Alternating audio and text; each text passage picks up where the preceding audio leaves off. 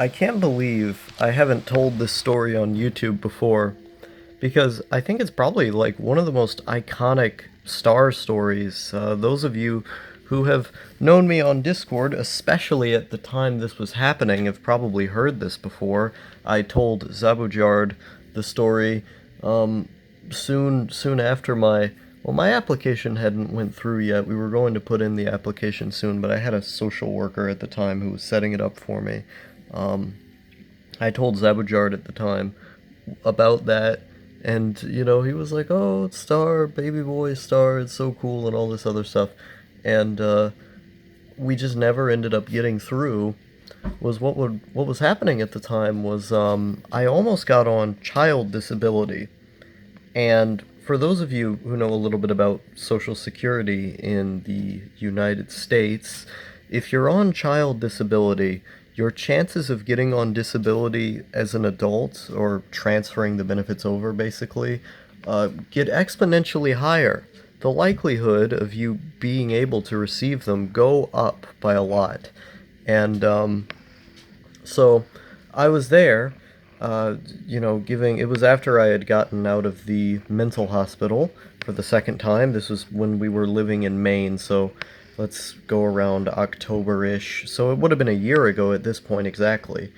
Uh, they had set me up with a social worker as part of their outreach program, and basically what she did was she came over to our house like once a week, and we just talked. And sometimes it was a different social worker, but they would always drive out, in the cold, and come down and talk to me about depression or whatever.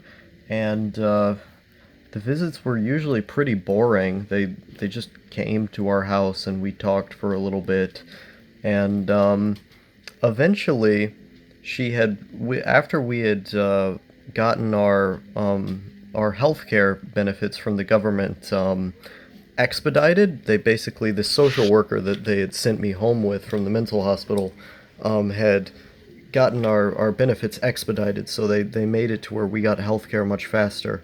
And so we could start getting set up with a doctor there.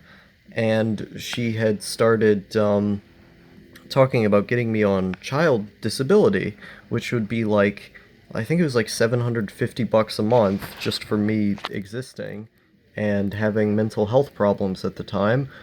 She had said that all she had to do was basically advocate for me and provide my medical records, and she could get it to go through.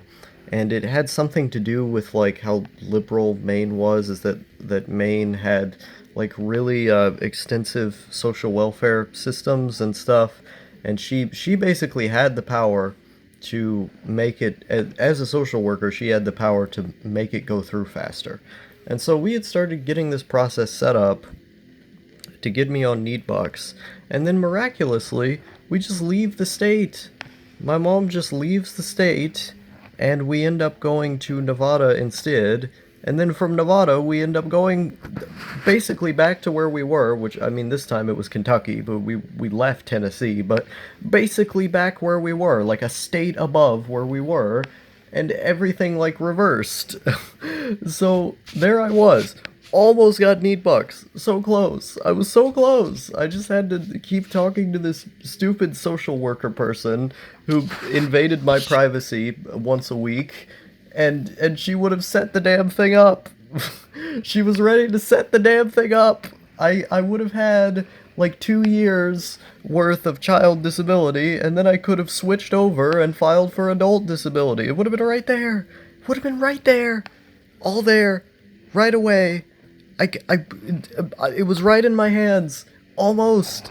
It was almost in my hands. And then it was gone.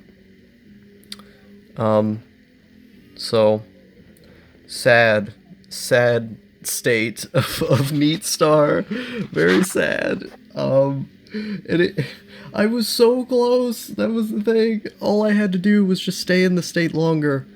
But we couldn't, had kept staying, rent too high and too cold. This is the life I lead. Like, it was so close. How close did I have to be? I was so close. And then it had been so cold in the house, and I hadn't taken a shower for like 2 weeks because there was no heating. And so we were freezing cold when it was snowing all the fucking time, and it was like 10 degrees outside every day, and I couldn't take showers. So we ended up just freezing all the time. I had to cover up. I had to cover up with clothes that I stole from the laundromat.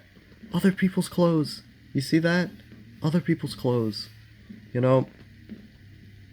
So the process for her to get onto Section 8, which would have been cheaper housing, was going to take too long.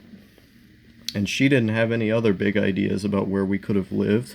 And she had spent a bunch of the money that we had on fucking furniture that she was going to have to move because we weren't going to stay there that long. Like, I have no idea why she just impulse bought all that furniture when we were not even going to stay in that house for very long, but she just did.